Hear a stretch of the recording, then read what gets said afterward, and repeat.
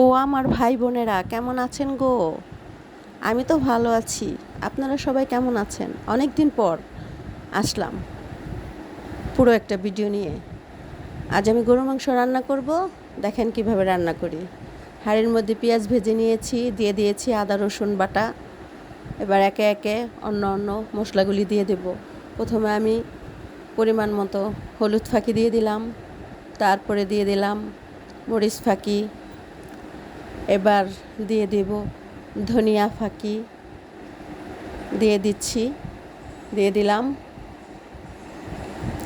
দিয়ে এখন ভালোভাবে একটু নাড়াচাড়া করে নেব। সবগুলি মশলা একত্রে একটু তেলে ভালো করে কষিয়ে নিলে মশলার আলগা গন্ধটা আর থাকে না। এবার আমি দিয়ে দিব পরিমাণ মতো লবণ, দিয়ে দিলাম। লবণটা দেওয়া হলে আবার একটু নাড়বো, নেড়ে চেড়ে লবণটা মিশিয়ে এবার আমি পরিমাণ মতো একটু পানি দিয়ে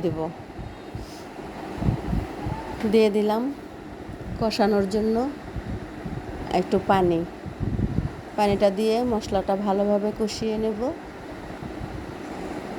হয়ে গেছে মশলাটা কষানো।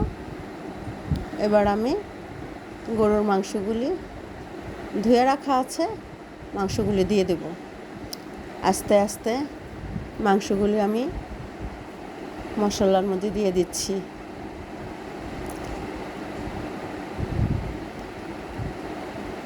দিয়ে এখন আমি ভালোভাবে মশলাগুলির সাথে মাংসটা নেড়ে চেড়ে মিশিয়ে নেব। ভালোভাবে কষাতে হবে। গরুর মাংস বলতে কথা, গরুর মাংস যত কষাবেন ততই মজা, যত এটা জাল হবে ততই স্বাদ। নাড়ছি চাড়ছি হচ্ছে, ভালোভাবে কষিয়ে নিচ্ছি।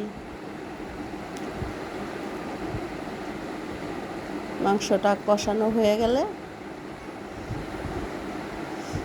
এবার একটু আমি ঝোল দিয়ে দেব।